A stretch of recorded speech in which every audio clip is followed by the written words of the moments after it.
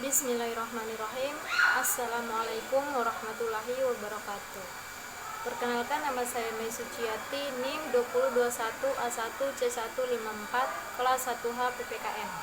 Baiklah, saya akan menjelaskan tentang negara dan konstitusi.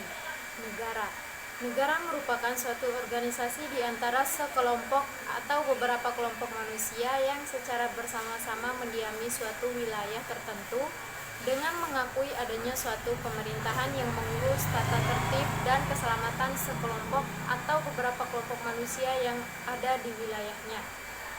Terdapat beberapa elemen yang berperan dalam membentuk suatu negara. Elemen tersebut adalah yang pertama, masyarakat. Masyarakat merupakan unsur terpenting dalam tatanan suatu negara. Pentingnya unsur rakyat dalam suatu negara tidak hanya diperlukan dalam ilmu kenegaraan, tetapi perlu juga melahirkan apa yang disebut ilmu kemasyarakatan atau sosiologi.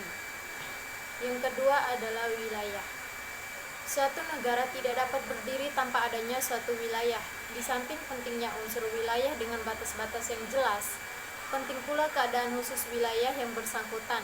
Artinya, apakah layak suatu wilayah itu masuk suatu negara tertentu, atau sebaliknya dipecah menjadi wilayah berbagai negara. Yang ketiga adalah pemerintahan. Ciri khusus dari pemerintahan dalam negara adalah pemerintahan memiliki kekuasaan atas semua anggota masyarakat yang merupakan penduduk suatu negara dan berada dalam wilayah negara. Ada 4 macam teori mengenai suatu kedaulatan, yaitu teori kedaulatan Tuhan, kedaulatan negara, kedaulatan hukum, dan kedaulatan rakyat. Yang pertama, teori kedaulatan Tuhan menyatakan atau menganggap kekuasaan pemerintah suatu negara diberikan oleh Tuhan. Yang kedua, teori kedaulatan negara menganggap sebagai suatu hal yang tidak dapat dibantah atau diubah. Artinya, dalam suatu wilayah negara, negaralah yang berdaulat. Inilah inti pokok dari semua kekuasaan yang ada dalam wilayah suatu negara. Yang ketiga, teori kedaulatan hukum menyatakan semua kekuasaan dalam negara berdasar atas hukum. 4. Teori kedaulatan rakyat.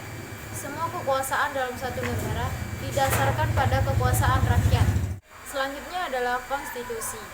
Secara umum, konstitusi atau sering disebut sebagai hukum dasar adalah aturan tata tertib hidup bernegara yang menjadi dasar segala tindakan dalam kehidupan negara. Konstitusi pada umumnya bersifat kondifaksi, yaitu sebuah dokumen yang berisi aturan-aturan untuk menjalankan suatu organisasi pemerintahan negara. Namun, dalam pengertian ini, konstitusi harus diartikan dalam artian tidak semua berupa dokumen tertulis atau formal. Konstitusi memuat aturan-aturan pokok yang menopang berdirinya suatu negara. Terdapat 2 jenis konstitusi, yaitu konstitusi tertulis dan konstitusi tidak tertulis. Ini diartikan seperti halnya hukum tertulis yang termuat dalam undang-undang dan hukum tidak tertulis yang berdasar atas kebiasaan. Tujuan dari konstitusi. Konstitusi juga memiliki tujuan yang hampir sama dengan hukum. Namun tujuan dari konstitusi lebih terkait dengan 1.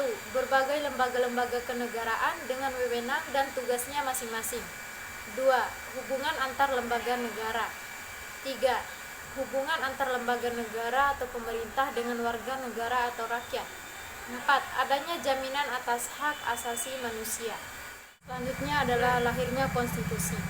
Latar belakang lahirnya konstitusi pertama Republik Indonesia, Undang-Undang Dasar 1945.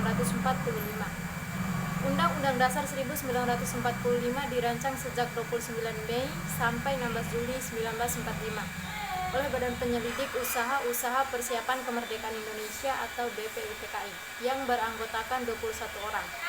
Badan ini kemudian menetapkan tim khusus yang bertugas menyusun konstitusi bagi Indonesia Merdeka yang kemudian dikenal dengan nama Undang-Undang Dasar 1945. Latar belakang terbentuknya konstitusi bermula dari janji Jepang untuk memberi kemerdekaan bagi bangsa Indonesia di kemudian hari. Janji tersebut antara lain berisi, sejak dari dahulu, sebelum pecahnya peperangan Asia Timur Raya, Dai Nippon sudah mulai berusaha membebaskan bangsa Indonesia dari kekuasaan pemerintah Hindia Belanda. Tentara Dai Nippon dengan serentak menggerakkan angkatan perangnya, baik di darat, laut maupun udara. Namun, janji hanyalah janji, penjajah tetaplah penjajah, selalu ingin lebih lama menindas dan menguras kekayaan bangsa Indonesia. Pada tanggal 18 Agustus 1945 atau sehari setelah ikrar kemerdekaan, Panitia Persiapan Kemerdekaan Indonesia mengadakan sidangnya yang pertama kali dan menghasilkan beberapa keputusan sebagai berikut. Yang pertama, menetapkan dan mengesahkan pembukaan Undang-Undang Dasar 1945 yang bahannya diambil dari rancangan undang-undang yang disusun oleh Panitia Perumus pada tanggal 22 Juni 1945. Kedua, menetapkan dan mengesahkan Undang-Undang Dasar 1945 yang bahannya hampir seluruhnya diambil dari rumusan undang-undang yang disusun oleh Panitia Perancang Undang-Undang Dasar tanggal 16 Juni 1945. 3. Memilih Ketua Persiapan Kemerdekaan Indonesia Insinyur Soekarno sebagai Presiden dan Wakil Presiden Dr. Randus Muhammad Hatta. 4. Pekerjaan Presiden untuk sementara waktu dibantu oleh Panitia Persiapan Kemerdekaan Indonesia yang kemudian menjadi Komite Nasional. Secara formal, Indonesia sempurna sebagai sebuah negara, sebab syarat yang lazim diperlukan oleh setiap negara telah ada, yaitu pertama, rakyat, yaitu bangsa Indonesia. Yang kedua, wilayah, yaitu tanah air Indonesia yang terbentang dari Sabang sampai Merauke. Ketiga, kedaulatan, yaitu sejak pengucapan proklamasi kemerdekaan Indonesia. 4. Pemerintah yang sejak terpilihnya presiden dan wakilnya sebagai pucuk pimpinan pemerintahan negara. 5. Tujuan negara, yaitu mewujudkan masyarakat adil dan makmur berdasarkan Pancasila. 6. Bentuk negara, yaitu negara kesatuan. Selanjutnya, konstitusi di Indonesia. Yang pertama, negara Indonesia adalah negara hukum.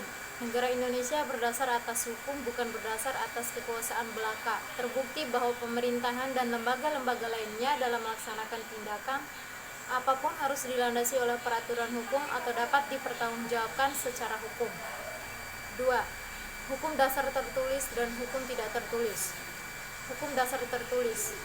Hukum dasar tertulis adalah undang-undang dasar yang menurut sifat dan fungsinya adalah suatu naskah yang memaparkan kerangka dan tugas-tugas pokok cara kerja badan tersebut. Hukum dasar tidak tertulis adalah aturan-aturan dasar yang timbul dan terpelihara dalam penyelenggaraan negara meskipun tidak tertulis. Hukum dasar tidak tertulis mempunyai sifat-sifat, yaitu yang pertama, merupakan kebiasaan berulang kali dalam penyelenggaraan negara. Yang kedua, tidak bertentangan dengan undang-undang dasar dan berjalan sejajar. 3. Diterima oleh seluruh rakyat. 4. Bersifat sebagai pelengkap. Yang terakhir adalah hubungan antara negara dan konstitusi. Negara dan konstitusi berhubungan sangat erat. Konstitusi lahir merupakan usaha untuk melaksanakan dasar negara. Dasar negara memuat norma-norma ideal yang penjabarannya dirumuskan dalam pasal-pasal oleh undang-undang dasar atau konstitusi. Merupakan satu kesatuan utuh, di mana dalam pembukaan Undang-Undang Dasar 1945 tercantum dasar negara Pancasila. Melaksanakan konstitusi pada dasarnya juga melaksanakan dasar negara. Sekian presentasi dari saya, lebih dan kurangnya saya mohon maaf. Wassalamualaikum warahmatullahi wabarakatuh.